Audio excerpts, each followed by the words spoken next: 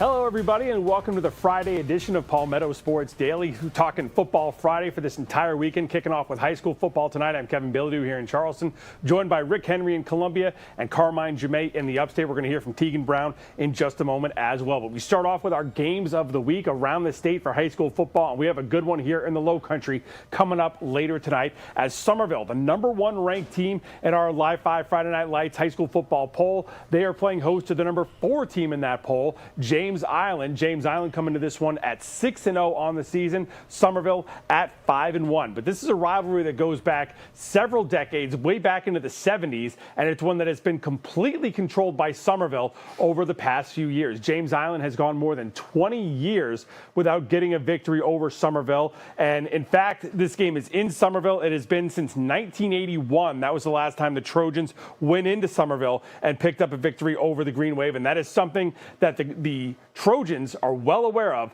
as they head into this game. 20 plus years since we beat Somerville. 2001 is the last time. 34-24, James Island won. So, we're going in the game with a chip on our shoulder. And Coach Rafferty does a good job with that offense over there. Their defense is sound. They're not going to make too many mistakes. You want people to think highly of your program, and I think highly of Coach McCoy and his program. I think he's done a heck of a job. Him and I we've only played one game against each other, so I don't ever really look in the past. All right, good game going on in Myrtle Beach this weekend as well as Waccamaw takes on Loris. Tegan Brown has a preview of that one. Our game of the week here in the Grand Strand is all about Waccamaw and Loris. Waccamaw is 5-1 on the year, and they have not lost since the very first matchup of the season. That was a 14-12 loss against Carvers Bay. Loris, on the other hand, they're perfect with a 6-0 record, and they got by just the skin of their teeth last week with a 23-22 win over Dillon. Both of these teams only have a handful of region matchups left, so they've got to make it count on Friday night.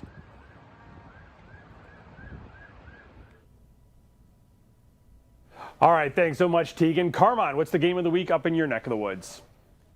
All right, guys, in the Upstate, we have another great game of the week, and it's Greenville at Greenwood. Both of these teams 5-1 so far this year.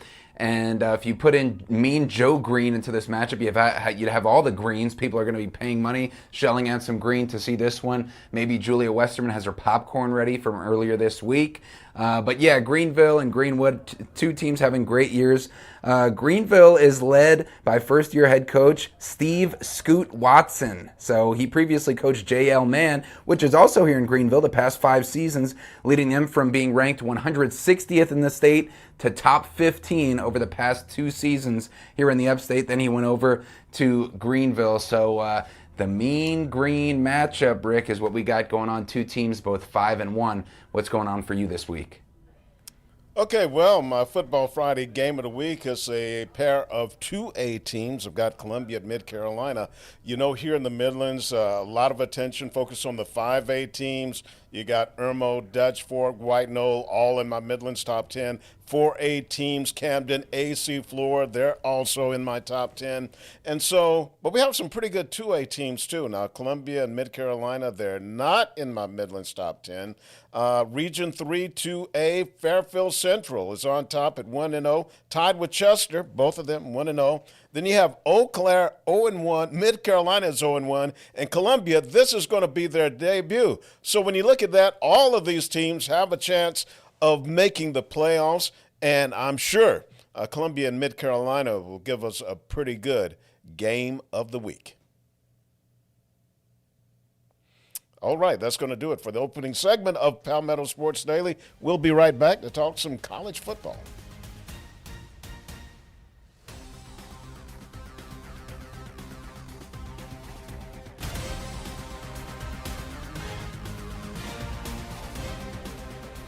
Welcome back to Palmetto Sports Daily. We're talking college football. The Gamecocks, they're heading off to Baton Rouge for a matchup Saturday night in Death Valley against the 11th-ranked LSU Tigers. It's the beginning of a 5-game gauntlet for USC.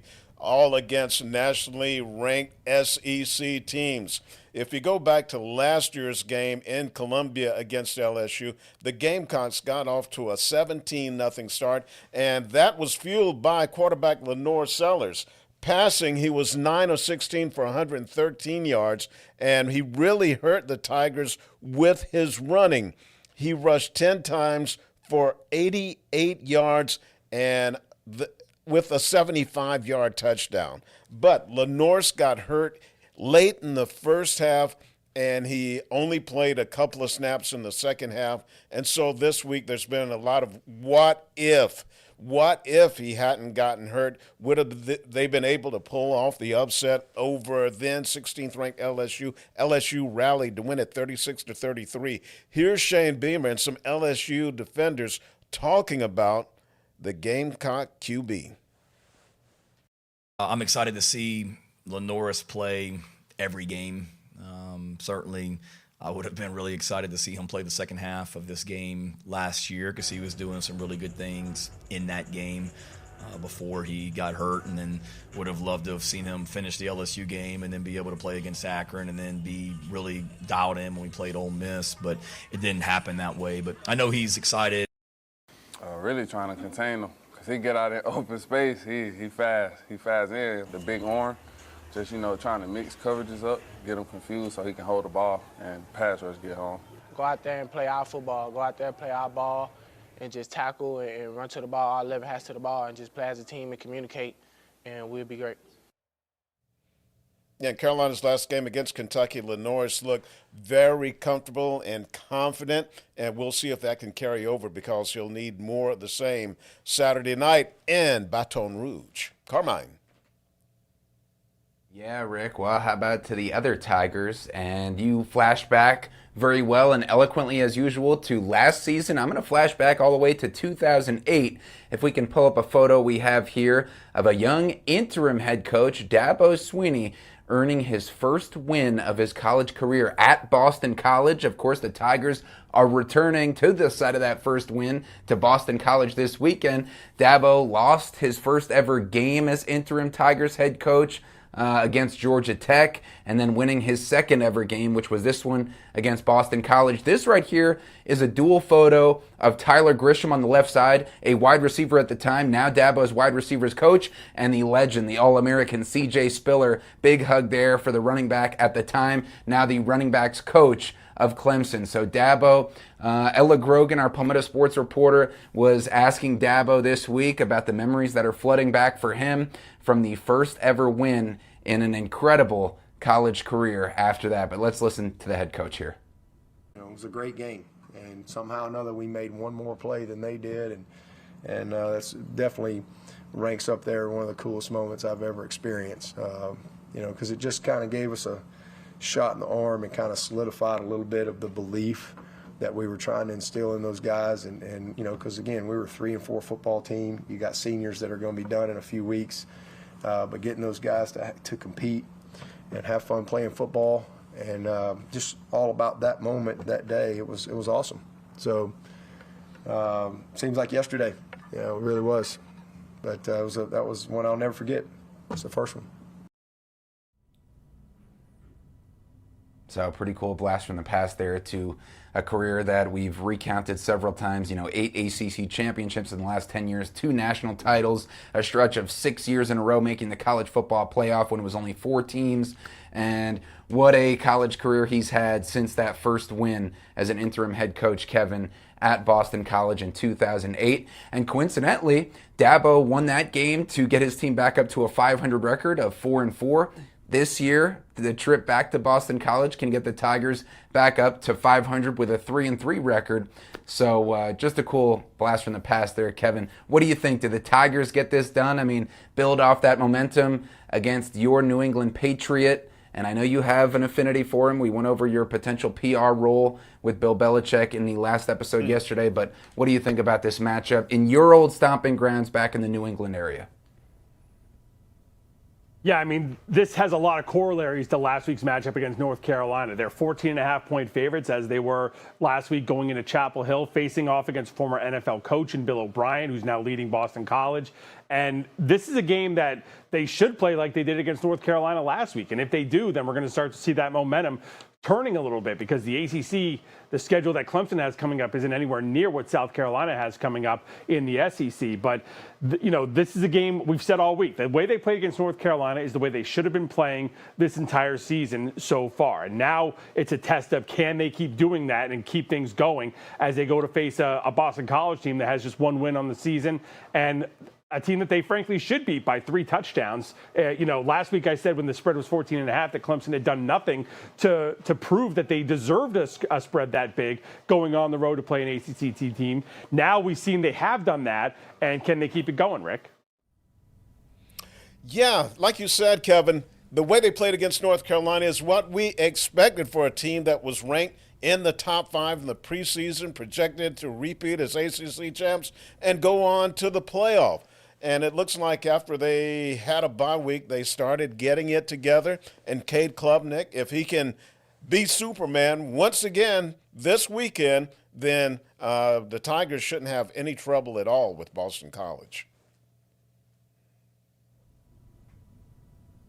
All right, a lot of games going on here in the Low Country as well this coming weekend. And we start off with the Citadel, looking for their second win in a row, still looking for their first win at home since October of last year. But they get a chance this weekend when they take on Valdosta State. And even though this is not a Division I team, this is still a very dangerous team. They've won a lot of national championships over the years. But the Cid coming off a victory last week on the road against Chattanooga. Maurice Drayton telling me a couple of weeks ago, after they had that loss against Mercer, a 38-0 loss at home against the Bears. He said picking up wins, because we were talking about how they played so well on the road against Sanford. He said picking up a win like that can kind of disguise what some of the problems the team has are. So he's hoping that's not the case this week as they play host to Valdosta, looking for back-to-back victories. And like I said, the first one at home in almost a full season.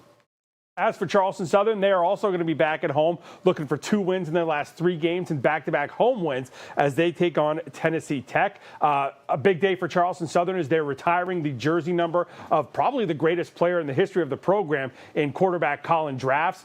We mentioned Drafts a few weeks ago when we talked about the game he had against Coastal Carolina back in 2007, I believe it was. But CSU, still trying to build off this momentum that they earned with this victory against South Carolina State. Really took just a huge weight off their shoulders by breaking that 14-game losing streak that they had. A loss that the Bulldogs would have tied the program record for consecutive losses, so they didn't have to worry about that anymore. Now just want to keep trying to improve as a team, and a chance to get a conference victory as they welcome in Tennessee Tech coming up on Saturday. We're going to have more on the other side of this break right here on Palmetto Sports Daily. We'll see you after this.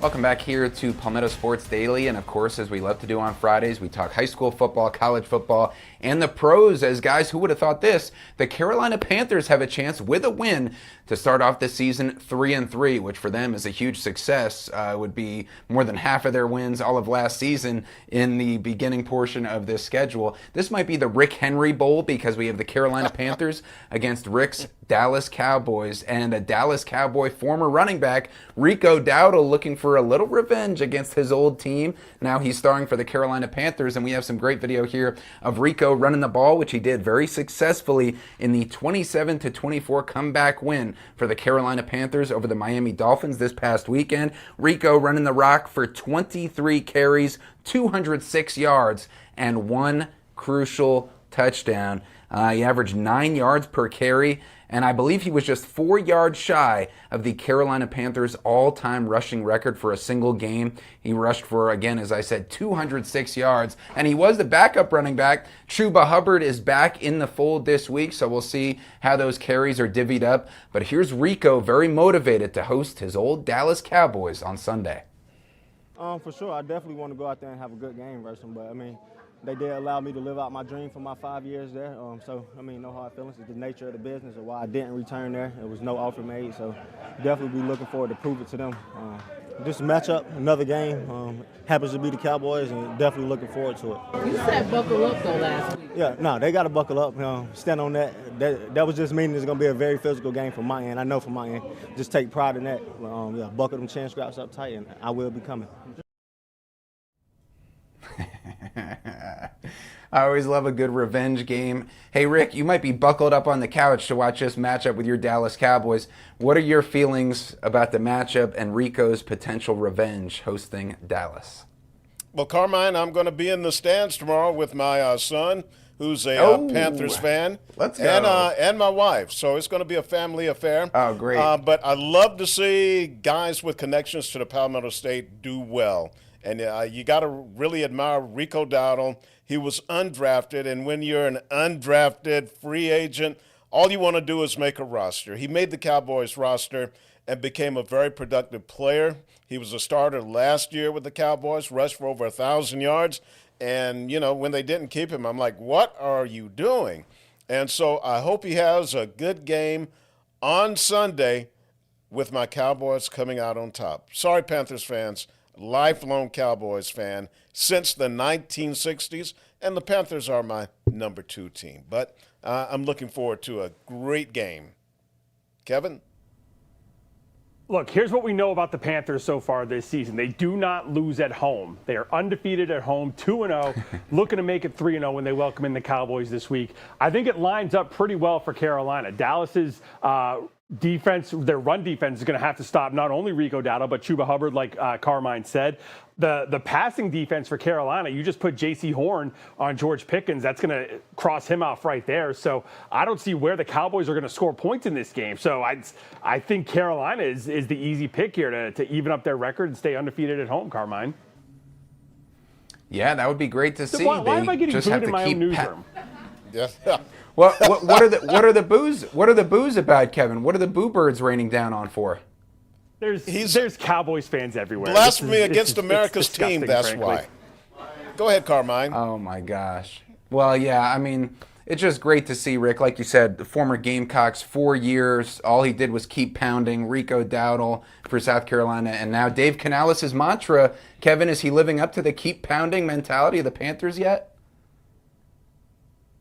It would certainly seem so, and Rico's done a great job of it. Just all those rushing yards, it was hard to bring him down last week. So, Rick, I want to get your prediction. What do you see happening in this one?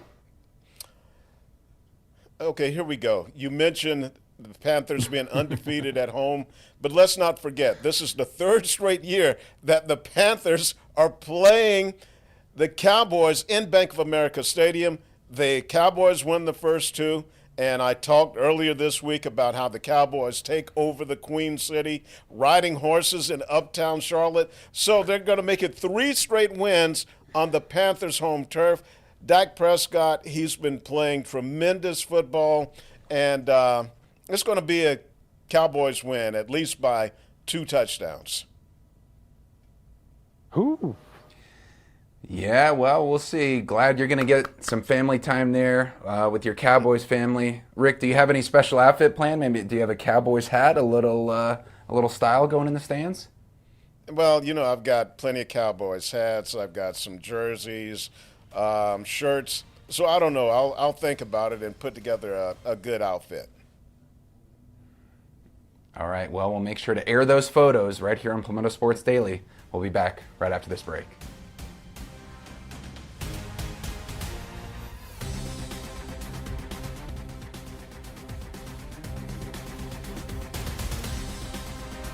Welcome back to Palmetto Sports Daily. We're going to close it out with our locks of the week. Last week I went with Virginia against Louisville. That worked out for me. This week, how about the Indiana Hoosiers over the Oregon Ducks on the road? Yeah, they're a 7.5-point underdog, but I like Indiana, even though we're not talking basketball here. All right. Carmine, what you got? Wow. I really like that pick. Bold strategy there, Rick. See if it pays off for Curt Cignetti, one of the best trash talkers in all of college football. And And I have a neighbor, Dan. If you're watching, Dan, he's a big IU guy, so I know he's going to be locked in for that one. Also, Tegan Brown, don't want to leave her out. She has Alabama rolling Missouri against the other Columbia, so she's thinking that the Tide are going to keep things going, trending in the right direction. My pick, all right, I'm back on the Clemson Tigers, guys. Lock of the week for me. Clemson beating BC in the Northeast. Ronan Hannafin, one of the defensive backs for Clemson. He's from the Boston area. He's going to have, all reports say, hundreds of Hannafins. They must have a big family, obviously. But his brother is on the Boston College team, so I think he gets bragging rights in the Hannafin household. And Clemson, I think, has hopefully turned the corner and is going to start a win streak and see how close, if they can test Miami, maybe Georgia Tech for the ACC championship spot. Unlikely, but Kevin, I think the Clemson Tigers pick up momentum here. Who's your lock? Well, Carmine, I'm still undefeated in locks of the week for this entire 2025 season, and I will keep it that way this week as Ole Miss is going to pick up a victory over Washington State. The Rebels have been unstoppable lately. Lane Kiffin doesn't even have to worry about any of the players on the other team dating his daughter this week. So just one thing off of his mind so he can just focus on the offense completely. So taking Ole Miss to beat Washington State. Let's go over those picks one more time. I think we've got a graphic to show Ole Miss beating Washington State. We got Tegan's pick of Alabama picking up a victory. Rick takes Indiana upsetting Oregon. That is a bold pick, Rick. I'm very impressed by that. And Carmine has Clemson starting a win streak as they take on Boston College. And Clemson just rolling through that gauntlet of a schedule as they beat up on North Carolina and Boston College going through the last couple of weeks. So, yeah, hey, you pick up the wins where you can get them, guys, right? That's right. Hey, Rick, what makes you believe in Indiana so much? Well, sometimes I just get these, a gut feeling. And Indiana, they've struggled for so long, and I guess I have flashbacks to the 1988 Liberty Bowl where Indiana beat South Carolina on one of the coldest nights that I've ever seen for a Gamecock football game. So I said, hey, I'll give Indiana some love. Let's see what they've got. I may feel sorry for it after the game, though. All right, that's going to do it for this edition of Palmetto Sports Daily. Have a great weekend, and I hope your team's a winner.